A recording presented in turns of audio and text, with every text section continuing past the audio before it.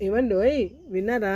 ఇవాళ నేను మీకు బీట్రూట్ రాగి జెల్లీ రెసిపీ అయితే చూపిస్తున్నానండి. ఇది మా హస్బెండ్ బర్త్‌డే రోజు చేస్తే అతను దీన్ని కూడా కేక్ లాగా అయితే కట్ చేశారు. దీనికోసం నేను కళాయిలోని బెల్లం వేసుకొని బాయిల్ అయితే చేసుకుంటున్నాను. ఇప్పుడు ఒక బౌల్‌లోని ఒక కప్పు రాగి పిండికి 3 కప్స్ బీట్రూట్ జ్యూస్ వేసి లంప్స్ లేకుండా బాగా మిక్స్ అయితే చేసుకున్నానండి. ఇప్పుడు ఈ బెల్లాన్ని మనం ఏ కళాయిలో అయితే బీట్రూట్ జెల్లీ చేసుకుంటామో దాంట్లో స్ట్రెయిన్ చేసేసుకొని కొంచెం బాయిల్ అయిన తర్వాత దాంట్లోకి ముందుగా ప్రిపేర్ చేసుకున్న ఈ బీట్రూటు రాగి పిండి వేసుకొని స్లో ఫ్లేమ్లోని కుక్ అయితే చేసుకోవాలండి.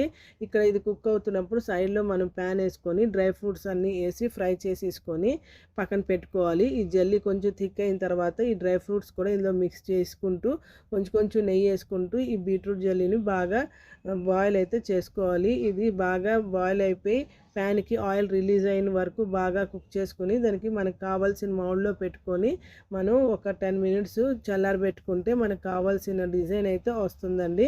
ఒకసారి మీరు కూడా ట్రై చేసి ఎలా ఉందో నాకైతే చెప్పండి. ఇక్కడ మేము ఇలాగ కేక్లా కట్ చేసుకొని ఎంజాయ్